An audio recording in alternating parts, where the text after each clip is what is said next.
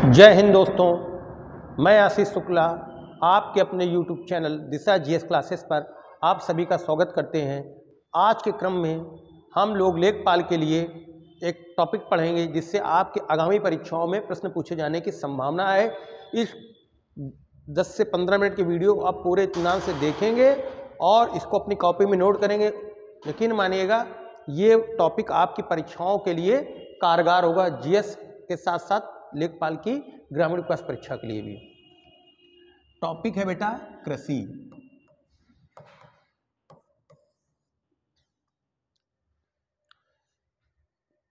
कृषि की शुरुआत आपको मालूम है पाषाण काल से होती है।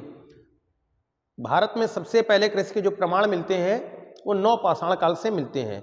नव पाषाण काल से भारत में कृषि का प्रारंभ हुआ। नव पाषाण काल के बाद हड़प्पा सभ्यता रही हो। हड़प्पा सभ्यता में कृषि के रूप में हमने अनाज के रूप में जौ को उगाया। इसके बाद वैदिक संस्कृत का काल रहा हो, मौर्य काल रहा हो, गुप्त काल रहा हो, गुप्तोत्तर काल रहा हो और वर्तमान में आधुनिक काल है। कृषि का तब से सतत रूप से क्रम जारी है। इन परीक्षाओं में इस पॉइंट ऑफ व्यू से प्रश्न नहीं पूछे जाते। परीक्षाओं में जिस अप्रोच से क्वेश्चन पूछे जाते हैं हम लोग उसी अप्रोच से चीज़ों को पढ़ेंगे। तो भारत की एक बड़ी आबादी, भारत कहाँ पर बसता है? महात्मा गांधी ने कहा था भारत गांव में बसता है। भारत कहाँ पर बसता है बेटा? भारत गांव में बसता है। और भारत के जो गांव में भारत बसता है, यहाँ की 68% आबादी का जो मुख्य पेशा है वो बेटा क्या है? मुख्य पेशा कृषि है।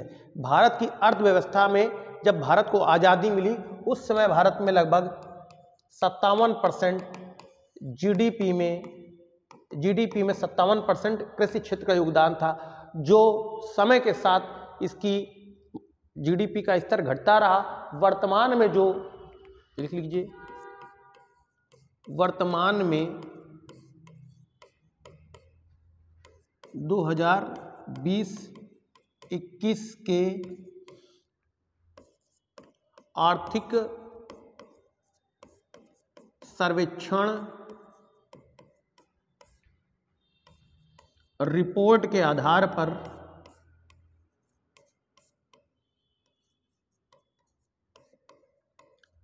आर्थिक सर्वेक्षण वर्तमान में 2020-21 की रिपोर्ट के आधार पर आर्थिक सर्वेक्षण रिपोर्ट के आधार पर जीडीपी ग्रॉस डोमेस्टिक प्रोडक्ट का प्रतिशत कितना है? लगभग 19% है। कितना? लगभग 19% है। भारत में ग्रामीण जनसंख्या कितने प्रतिशत है बेटा? भारत की कुल जनसंख्या का जो ग्रामीण प्रतिशत है वो 68.89% है। कितना है? 68.89%। और 68.89% कितनी बड़ी आबादी का प्रतिनिधित्व करता है? वो 83 करोड़ 30 लाख आबादी का प्रतिनिधित्व करता है। तो अगर संख्या में कहें भारत के गांव में कितनी जनसंख्या है तो कुल जनसंख्या कितनी है? वो है 83 करोड़ 30 लाख, जबकि परसेंटेज वाइज कितना है? 68.89%। तो वर्तमान में 2020-21 की आर्थिक सर्वेक्षण रिपोर्ट के अनुसार भारतीय कृषि की जो जीडीपी है वो कुल कितना है? 19%। भारत में ग्रामीण जनसंख्या में कितना निवास करती है? 68.89%। जनसंख्या कितनी है? 83.30%। इनका मुख्य पेशा क्या है? कृषि है। मुख्य पेशा कृषि है। आप लोगों ने स्क्रीनशॉट ले लिया होगा, नहीं लिया तो इसका स्क्रीनशॉट ले लीजिए। मुख्य पेशा कृषि है। अगला फैक्ट देखिए, भारत में कुल क्षेत्रफल के 15% भाग पर, कितने प्रतिशत भाग पर? यह फैक्ट ध्यान रखिएगा, कीप इन योर माइंड। 15% भाग पर क्या होती है? 15% भाग पर कृषि होती है। 15% भाग पर कृषि होती है। जबकि अमेरिका में 20% भाग पर खेती होती है। इसके अलावा चाइना में 11%, चाइना चाइना में 11% भाग पर कृषि होती है। और जो जापान जापान में सर्वाधिक वृद्धों की आबादी पाई जाती है, सर्वाधिक जीवन प्रत्याशा वाला देश कौन सा है? जापान। जापान वर्ल्ड मैप में सबसे पूर्वी देश है, इसलिए इसको निप्पन देश भी कहा जाता है। तो जापान में कितनी खेती होती है? जापान। जो बातें हम बोलते हैं उन बातों की भी बहुत ही गहनता से नोट किया करिए, अक्सर परीक्षाओं में यहाँ से भी प्रश्न पूछे जाते हैं। जापान में कुल 15% भाग पर क्या होती है? सॉरी 15 नहीं, कुल 13% भाग पर, 13% भाग पर कृषि होती है। एक बार पुनः देखिए, पूरा रिपीट। हम टॉपिक स्टार्ट किया भारत, हमने बताया भारत गांव में बसता है, गांव के विकास से ही देश का विकास संभव है। भारत में सर्वाधिक आबादी, लगभग 68% आबादी, किसका मुख्य पेशा बेटा कृषि है। आजादी के समय एग्रीकल्चर का जीडीपी में प्रतिशत 57% था, लेकिन वर्तमान में ये घटकर 2021 के आर्थिक सर्वेक्षण के डेटा के आधार पर वर्तमान में कृषि आधारित अर्थव्यवस्था में जीडीपी का प्रतिशत बेटा 19% हो चुका है। भारत में ग्रामीण जनसंख्या कितने प्रतिशत है?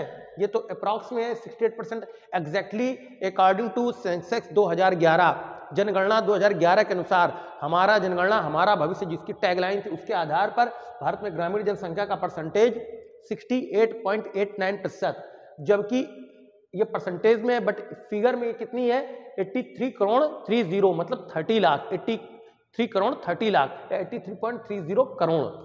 भारत के कुल क्षेत्रफल में आपको मालूम है भारत का जो क्षेत्रफल है दुनिया के क्षेत्रफल का 2.4% है, और भारत की जनसंख्या दुनिया की जनसंख्या का 17.51% है।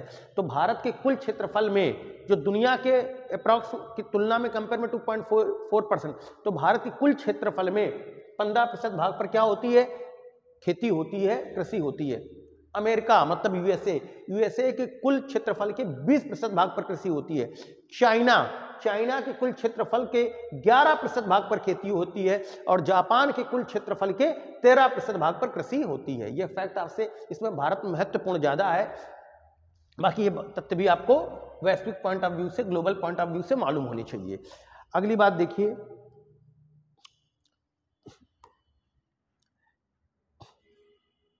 कृषि।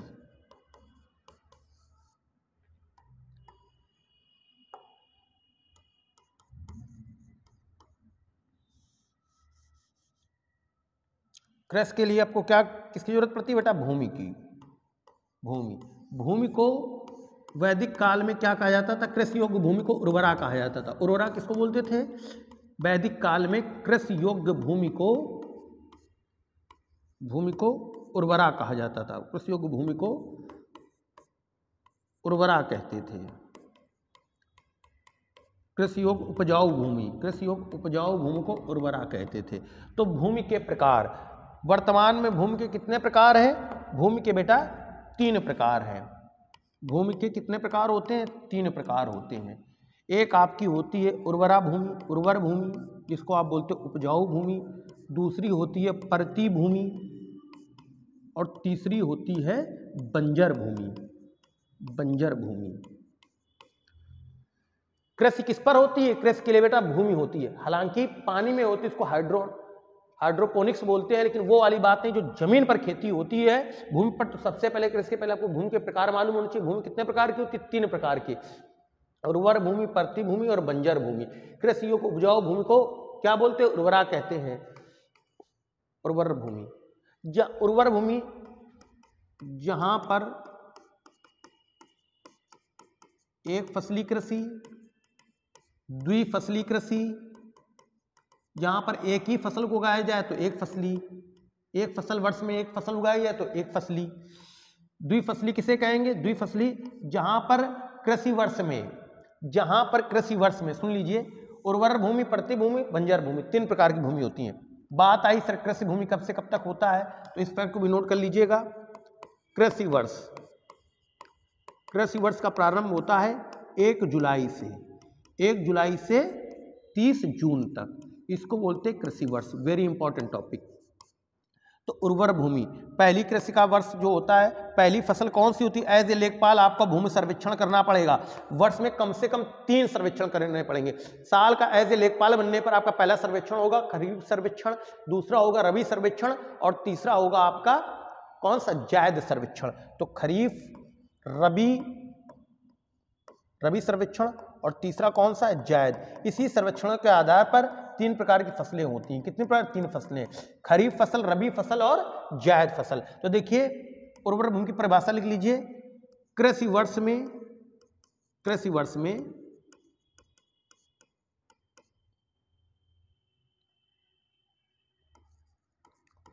फसलों के उत्पादन के आधार पर उर्वर भूमि में कितने प्रकार की फसलें उगाई जा सकती? 3 प्रकार की, एक फसली,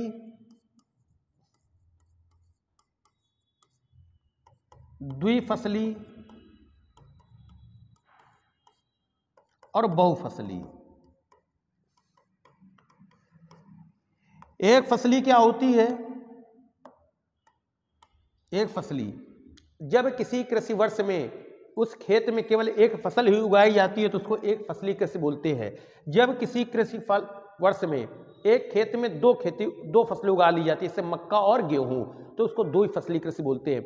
और जब किसी खेत में 3 फसलें उगाई जाती है, मक्का भी उगाया जाता है, गेहूं भी उगाया जाता है और उसमें ककड़ी, खीरा भी उगा लिया जाता है या मूंग उगा ली जाती है, तो उसको क्या बोलते हैं बेटा? बहुफसली कृषि बोलते हैं। 2 से अधिक फसल तो बहुफसली कृषि बोलते हैं। तो उर्वर भूमि में कृषि वर्ष में फसल के उत्पादन के आधार पर उर्वर भूमि का निर्धारण होता है।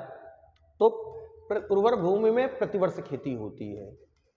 जब खेत को 2 साल से 5 साल के लिए खाली छोड़ दिया जाता है, 2 साल से 5 साल के लिए खाली छोड़ दिया जाता है, 2 साल से 5 साल के लिए खाली छोड़ दिया जाता है, तो उसको परती भूमि कहते हैं। क्या बोलते हैं? परती भूमि। और बंजर भूमि, जिसमें उत्पादन की कोई भी गुंजाइश नहीं होती है, इसमें कृषि के उत्पादन की संभावना बिल्कुल ही नगण्य होती है, तो उसको कैसी भूमि बोलते हैं? बंजर भूमि। जहां फसल उत्पादन की संभावना क्या होती है बेटा? नगण्य होती है, शून्य होती है, तो उसको बोलते हैं बंजर भूमि। तो फसलें, भूमि का निर्धारण कितने आधार पर होता है? 3 आधार पर। भूमि कितने प्रकार? 3 प्रकार की होती है, उर्वर भूमि, परती भूमि, बंजर भूमि। उर्वर भूमि कृषि वर्ष है, बात आ रही कृषि वर्ष, तो कृषि वर्ष कब से कब तक होता है? 1 जुलाई से 30 जून। जब आप लेखपाल बन जाओगे तो लेखपाल के रूप में साल में कितने सर्वेक्षण करने पड़ेंगे? 3 सर्वेक्षण। पहला फसल का सर्वेक्षण कब होगा बेटा? 10 जुलाई तक होगा, उसको बोलेंगे खरीफ सर्वेक्षण। सर्दियों के महीने में जनवरी में जो दूसरा सर्वेक्षण होगा वो होगा रबी का सर्वेक्षण। और तीसरा आपका जो मई जून में होगा वो कौन सा होगा? अप्रैल मई में जायद सर्वेक्षण। इसी आधार पर फसलों के निर्धारण 3 प्रकार की फसलें होती हैं, खरीफ, रबी, जायद। फसलों को कहां पर पैदावार करोगे बेटा? जमीन में। तो जमीन, भूमि कितने प्रकार की होती है? वैदिक काल में भूमि को उर्वरा कहा जाता था। कृषि योग्य उपजाऊ भूमि को हम क्या बोलते थे? उर्वरा बोलते थे। तो उर्वरा कितने प्रकार की होती है? उर्वरा 3 है। भूमि कितने प्रकार की होती है? कृषि योग्य भूमि 3 प्रकार की, उर्वर भूमि, परती भूमि, बंजर भूमि, जिसमें प्रतिवर्ष फसलों के आधार पर भूमि में कृषि का उत्पादन होता है। तो फसलें कितने प्रकार की? 3 प्रकार की। एक फसली, जब किसी खेत में पूरे साल में एक ही फसल उगाते हैं उसको एक फसली कृषि बोलते हैं। जब पूरे साल में किसी खेत में 2 फसलें उगाते हैं उसको द्विफसली कृषि बोलते हैं। अब जब किसी खेत में 2 या 2 से ज्यादा फसलें उगाते हैं, 2 से ज्यादा फसलें, 3-4 फसलें उगाते हैं, तो उसको बोलते हैं बहुफसली। मक्का भी उगाया, आलू भी लगा दिया, गेहूं भी उत्पादन के लिए, तो 3 फसलें होंगी तो इसको बहुफसली कहेंगे। तो भारत में तीनों प्रकार की कृषि, लेकिन सबसे उपजाऊ जो माना जाता है वो एक फसली जो खेत होता है वो ज्यादा होता है, ज्यादा उत्पादन देता है। परती भूमि, जब खेत की उपजाऊ क्षमता को बढ़ाने के लिए, उर्वरक शक्ति को बढ़ाने के लिए खेत को कम से कम 2 से 5 साल के लिए हम खाली छोड़ देते हैं, परती भूमि बोलते हैं। और उर्वर भूमि जहां पर फसल उत्पादन कोई भी संभावना नहीं हो तो उसको हम बोलते हैं उर्वर बंजर भूमि। उसको क्या बोलते हैं? बंजर भूमि। देखिए, तो ये भारत कैसी अर्थव्यवस्था है? भारत कृषि अर्थव्यवस्था है। तो लिखिए अर्थव्यवस्था के क्षेत्र समझ लीजिए एज ए टॉपिक, अर्थव्यवस्था। भारत में अर्थव्यवस्था को, कृषि को किस अर्थव्यवस्था में रखा गया? अर्थव्यवस्था को 3 आधार पर बांटा जाता है, प्राथमिक अर्थव्यवस्था, द्वितीयक प्राथमिक क्षेत्र अर्थव्यवस्था के दुनिया में कितने क्षेत्र, भारत ही नहीं पूरी दुनिया में अर्थव्यवस्था को तीन आधार पर वर्गीकृत किया गया। कितने आधार पर? तीन आधार पर वर्गीकृत किया गया है। प्राथमिक क्षेत्र, द्वितीयक क्षेत्र और तृतीयक क्षेत्र। प्राथमिक क्षेत्र में बेटा क्या आता है? कृषि, पशुपालन, मछली पालन और कुक्कुट पालन, मुर्गी पालन। कुक्कुट मतलब मुर्गी पालन। ये सब बेटा प्राथमिक क्षेत्र में आते हैं। द्वितीय क्षेत्र में खनिज का उत्खनन, जो खनिज की खुदाई होती, चाहे कोयला की, हीरे की, यूरेनियम की जो खुदाई होती है, बालू का उत्खनन, ये सब बेटा क्या होता है? खनिज उत्खनन। जो नदियों से बेटा बालू निकाली है, जो कैसा क्षेत्र है? तो द्वितीय क्षेत्र है, खनिज उत्खनन। द्वितीय क्षेत्र में इसके अलावा क्या होता है? विनिर्माण मतलब कपड़ा बनाने के कारखाने, ताला उद्योग, पीतल बर्तन बनाने के कारखाने, जो भी कारखाने हैं, जो भी मैन्युफैक्चरिंग यूनिट है, उनको हम कारखाना बोलते हैं, वो सब बेटा क्या हो जाएंगे? द्वितीय क्षेत्र। एक शब्द में ध्यान रखिएगा, मैन्युफैक्चरिंग यूनिट।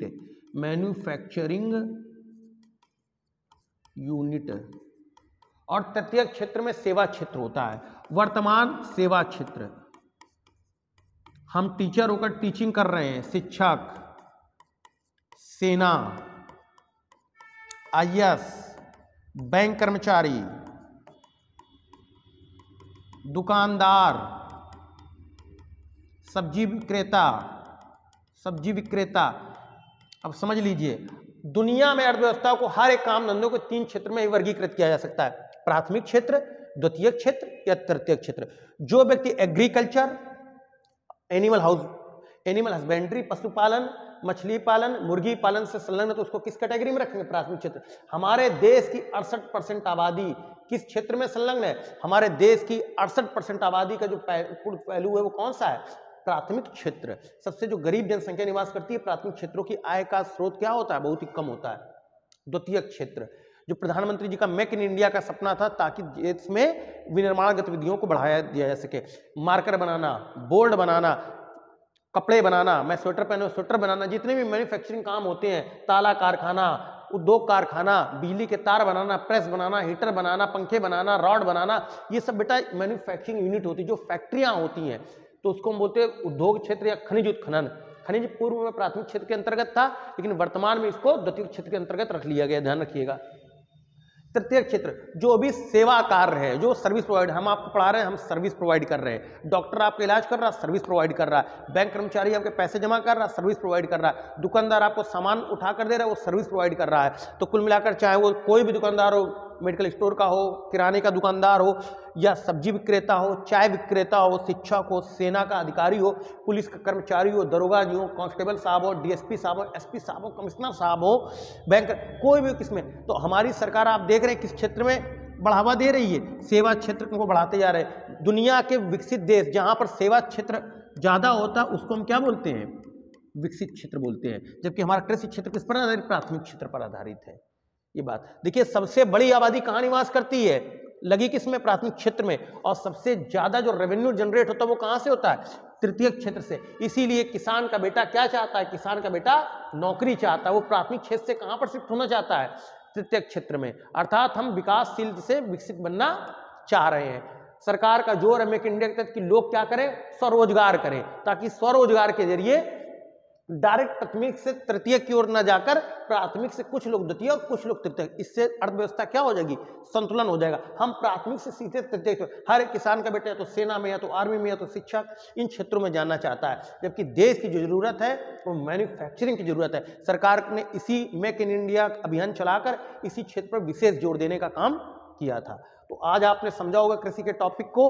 कल इसके आगे हम आपको लेकर आएंगे कृषि में महत्वपूर्ण क्रांतियां, गुलाबी क्रांति, हरित क्रांति, श्वेत क्रांति, लाल क्रांति, सब इन क्रांतियों के बारे में हम लोग कल पढ़ेंगे। थोड़ा पढ़ाया है और इसको इंटरेस्ट के साथ आप नोट करिए। आज के लिए इतना ही। जय हिंद।